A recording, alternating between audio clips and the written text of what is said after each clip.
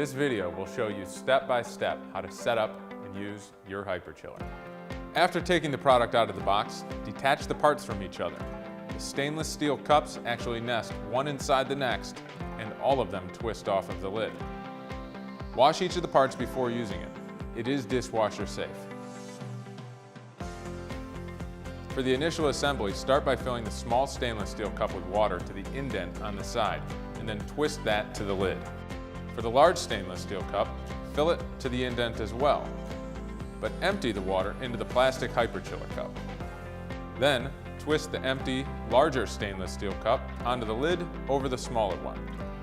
And finally, twist that assembly onto the hyperchiller cup. Then put the product upright in the freezer. Depending on water and freezer temp, this initial freeze can take up to 12 hours to freeze solid. The hyperchiller was designed to fit directly under the brew spout of most full-size single-cup brewers. If it doesn't, don't try to angle it in or support it on an uneven surface. Just brew into a vessel with a pour spout and use that to pour coffee into the hyperchiller. If using a traditional brewing method, carefully pour from your carafe into the recessed area of the lid. Once the coffee is inside, it will immediately begin to cool off. For this demo, I'm going to show you the proof behind our claim of being able to make great iced coffee at home in as little as 1 minute. I selected the medium-sized brew, which is 8 ounces, and it comes out of this machine at a steaming 185 degrees. All right, sounds like it just finished up. Let's start the clock. In the instructions, you'll notice the times vary based on the brew size as well as if the product is being swirled or left stationary. I recommend swirling for optimal results. It keeps the coffee moving inside so you can get your chilled drink a little bit faster. Those parts that we filled with water earlier, they're now frozen solid.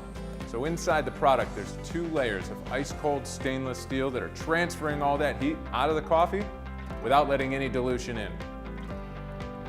Let's figure out how much money you can save by using this at home. Your average iced coffee costs $3.50 out, and maybe 50 cents at home. You're saving $20 a week. Over the course of a year, it's over $1,000 saved. So the hyperchiller pretty much pays for itself. Looks like we've got about 6 seconds left here on the clock. So I've got my thermometer ready. We'll see what the results are.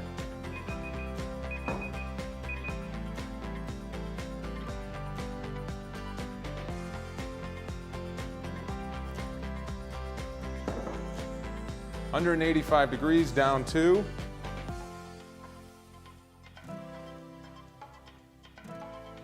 48. So we're looking at 137-ish degrees cooler in just 60 seconds.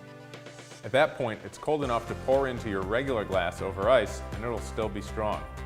If you prefer it ice cold without any ice, just swirl it around a bit longer before you pour it out.